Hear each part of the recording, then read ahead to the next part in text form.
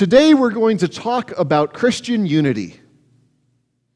Now, I don't know about you, but when I think about Christian unity, I usually think, oh, all us different Christian denominations need to get along better. Isn't that what people usually mean when they talk about Christian unity? I mean, that's the ways I tend to hear Christian unity preached about. We need to be nicer to those folk down the street from us who are worshiping the same God, doing almost the same thing every week, and we just all ought to get along and ignore those minor differences that really don't matter and just focus on that we have Jesus in common. But see, that kind of Christian unity is something that we do already very well in Brigham City. I mean, I've lived in places where the Lutheran Church was 2 blocks away from the Presbyterian Church. They had been 2 blocks away from each other for over 100 years, and they did an event together once. You've all been in places like that, I'm sure. You've probably been in places where the Lutheran Church here and the Lutheran Church there don't even play nice together, because once upon a time, forever ago, somebody's son ticked off somebody's daughter, and then the church split over it. It's crazy. But in Brigham, we don't have that problem. You see, out of the 13 non-LDS churches that I found in Brigham City after Googling quickly to make sure I didn't miss anyone, 8 of them are involved in either Pneuma, Interfaith Council, or both. That's really good. And we do stuff together all the time. We do Church in the Park. That's the big event that we do every year. We have the Easter sunrise service. We used to do a Thanksgiving Eve service and a Christmas carol service until Thanksgiving Eve service got, people just stopped wanting to come to that, and Christmas carols in a park is cold in early December. But this is pretty impressive. But when it actually comes to talking about Christian unity, that kind of thing is generally not what the Bible is talking about. Instead, the kind of Christian unity that we mean is more accurately being part of Christ. Because Christian unity is not us being united as Christians, it's us being united to the reason why we're Christians. It's being part of Christ's body. So let's talk about that for a little bit. What does it mean to be part of Christ's body? Well, the most famous place where it talks about the body of Christ is in 1 Corinthians, where Paul writes about how, some people are gifted to be hands and some people are gifted to be eyes, and stop being jealous of what different people are, because an eye and a hand do different jobs, but they're both equally important. A foot and a kidney do completely different things, but they're both kind of important. It's this kind of thing that Paul is fighting with. Now, granted, the Corinthian church was a train wreck.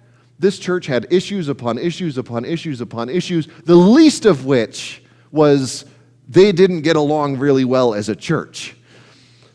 But that's the most famous talk about the body of Christ. The other place that we get here is this reading from Ephesians, where Paul talks about, Christian unity. He says, "Live a life worthy of the calling you have received. Make every effort to keep the unity of the Spirit. There's one body, one Spirit, one Lord, one faith, one baptism, one God and Father of all. But," Paul continues, to each one of us grace has been given as Christ apportioned it. We're all together united with Christ, but God gives us different things. Some of us, for example, are apostles. Some are prophets, some are evangelists, some are pastors, and some are teachers. And that's where we usually stop. These are the different gifts. Some people have them, other people don't. That's just how it is. And then terrible things start to happen because people start to think, oh, I'm not a pastor. The pastor's a pastor. So the pastor can do all that. right? Have you ever been in a church where, okay, when I was graduating from seminary, so 8 odd years ago now, I was looking at a whole bunch of different churches, and it's amazing how often in their little job description of what they want a pastor to be, it's, we want the pastor to be our super Christian. We want the pastor to go out and bring people into the church. We want the pastor to go out and raise money. We want the pastor to go out and do this. And it's like, they obviously didn't read this section in Ephesians, or if they did, they stopped where I did a minute ago. They saw, oh, I'm not an apostle, I'm not an evangelist, I'm not a pastor, I'm not a teacher, let's get somebody who is. But there's a problem. Because it's not at all what Paul means for apostles, evangelists, pastors, preachers, teachers, all of that to do.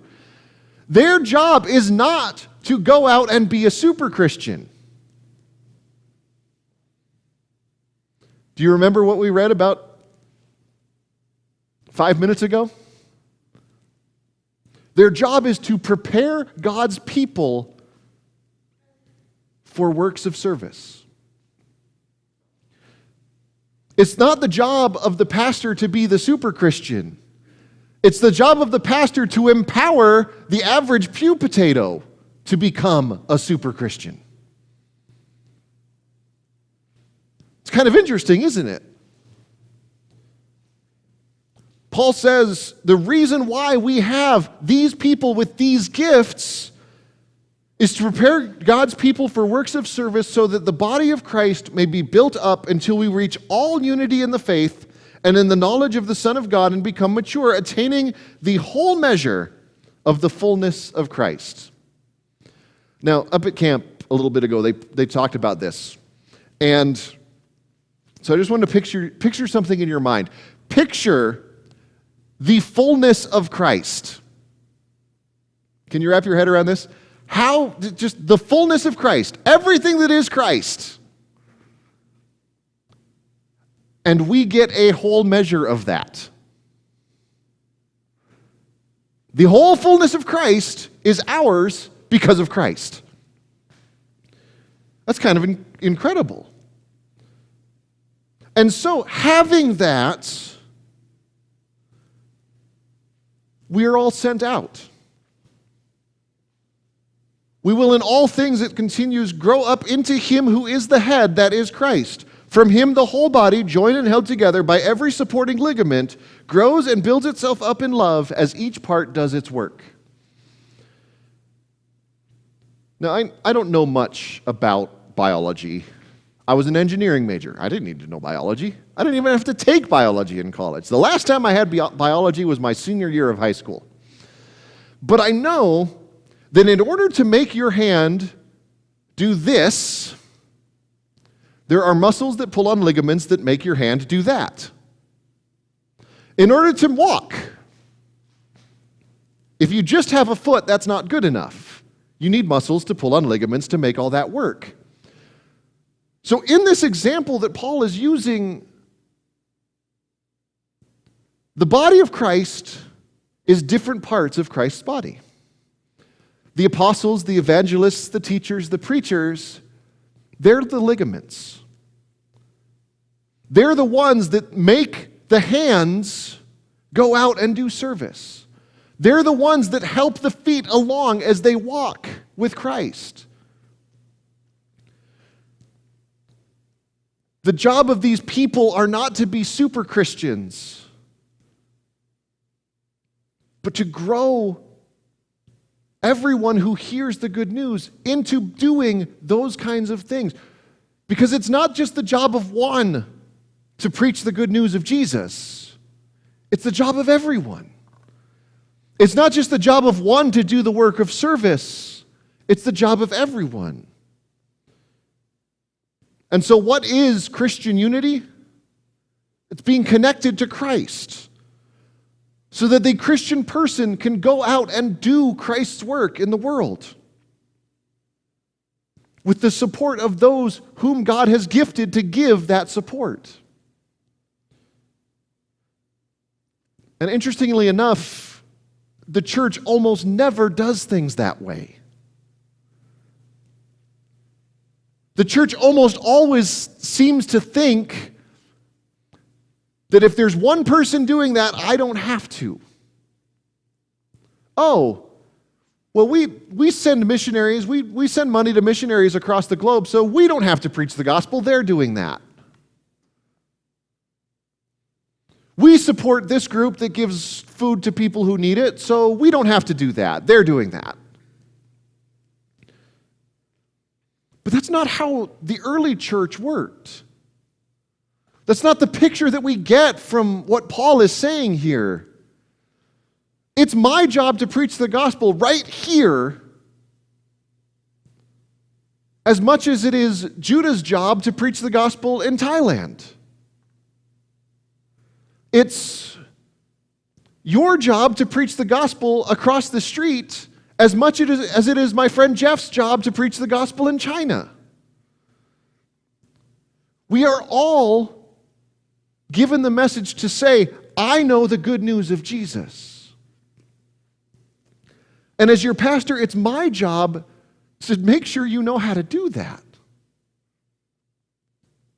And I confess, I probably haven't done the greatest job about that.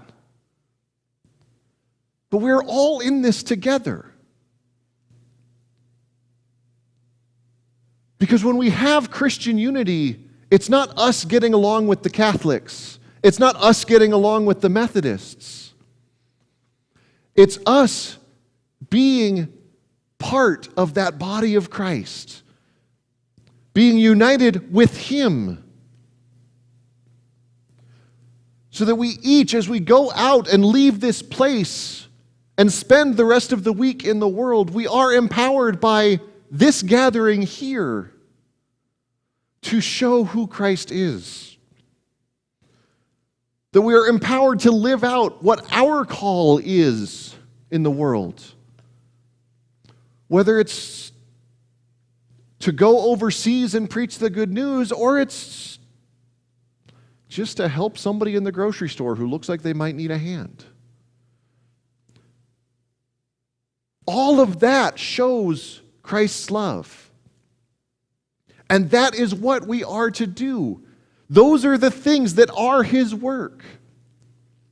And so may we be united with Christ in doing His work throughout this whole world. Whether it's here, across the street, or across an ocean.